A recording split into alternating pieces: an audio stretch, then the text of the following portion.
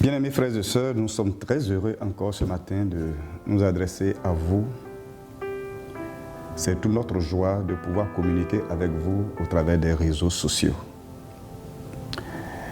Que le Seigneur vous bénisse, que le Seigneur vous soutienne et vous garde, et qu'il continue de vous bénir dans vos maisons, afin que vous soyez préservés face à ce virus qui est le coronavirus. Dans mon dernier message, je vous avais parlé du thème de l'Église de Jésus-Christ face à l'épreuve du coronavirus. Quelle attitude, en tant qu'Église, devons-nous avoir ou adopter pour que Dieu, l'Éternel, notre Dieu, soit glorifié?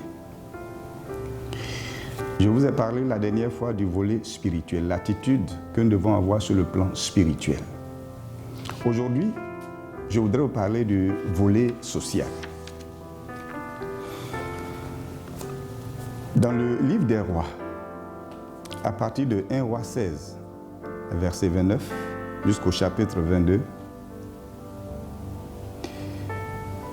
l'histoire du roi Akab et de sa femme Jézabel nous est contée. Akab, roi d'Israël, va épouser une païenne qui se trouve être la fille du roi des Sidoniens. Peuple idolâtre ne connaissant point l'Éternel.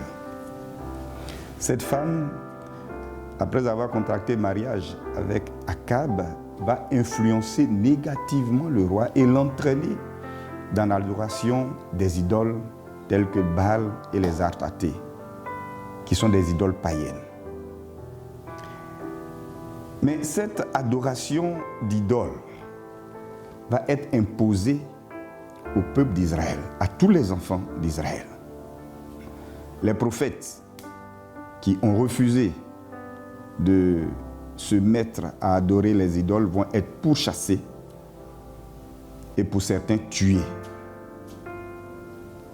Ceux qui resteront en vie vont être cachés par Abdias, un haut fonctionnaire qui travaillait dans la cour du roi, qui va les cacher 50 par 50 dans des grottes différentes. Ces prophètes ont fui la menace que représentaient le roi Akab et sa femme Jézabel. Pour préserver leur vie, ils étaient confinés dans des grottes. Ils ne pouvaient plus mener leur activité. Ils n'étaient plus en communion avec le peuple. Aujourd'hui, nous sommes aussi obligés de tous nous confiner dans nos maisons. Certains d'entre nous, comme nos serviteurs de Dieu, ne pouvons plus mener notre activité en rendant visite aux fidèles, en animant nos cultes et en accomplissant tous les actes pastoraux. À l'instar des serviteurs de Dieu, certains de nos fidèles ne peuvent plus mener leurs activités pourvoyeuses de revenus pour pouvoir se prendre eux-mêmes en charge et prendre soin de leur famille. Si cette situation perdure, il va se poser un problème social. Ce n'est plus la pandémie du coronavirus qui va être à l'origine peut-être de la mort de certains d'entre nous, mais c'est plutôt la famine, le dénuement, le manque de nourriture. Au temps du roi Akab, il nous est dit que Abdias, ce haut fonctionnaire, s'est chargé non seulement d'assurer la sécurité physique des serviteurs de Dieu, les prophètes, mais aussi de leur apporter le nécessaire, la nourriture de tous les jours, selon 1 roi 18, les versets 3 au verset 4.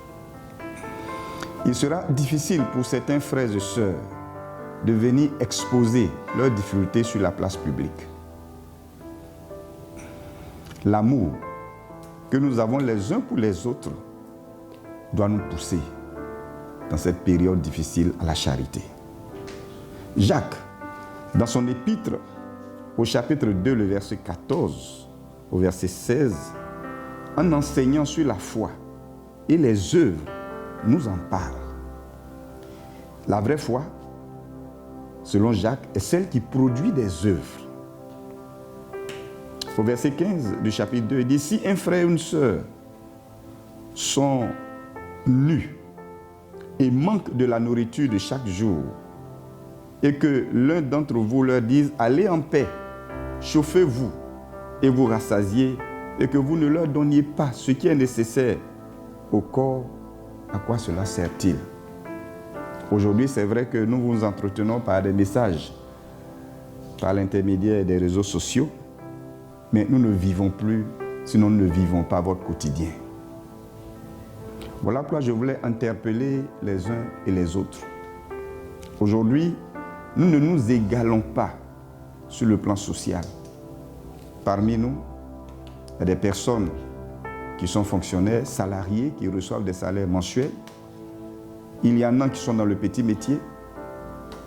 Il y en a qui, s'ils ne mènent pas une activité journalière, ne peuvent avoir de quoi nourrir leur famille. Devant cette situation, je voudrais encourager les uns et les autres de regarder autour de nous. Regarde autour de toi. S'il y a un frère ou une sœur en Christ qui est dans le besoin, que tu le sais, si tu peux l'aider, fais-le. Dans le cas contraire, signale cette situation au service du social de l'Église, afin que l'Église s'organise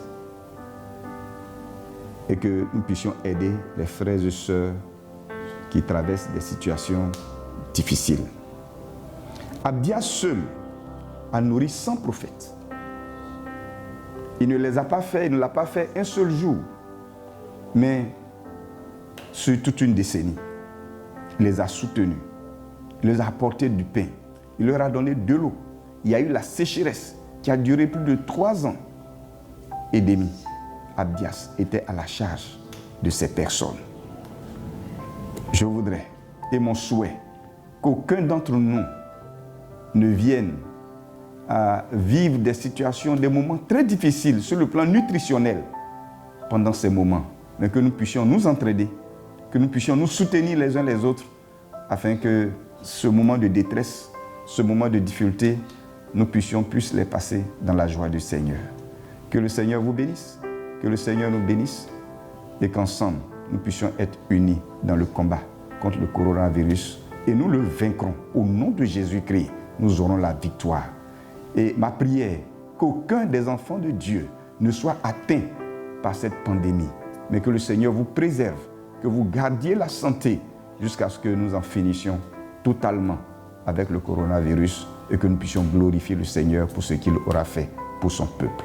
Que l'Éternel bénisse sa parole au nom de Jésus-Christ.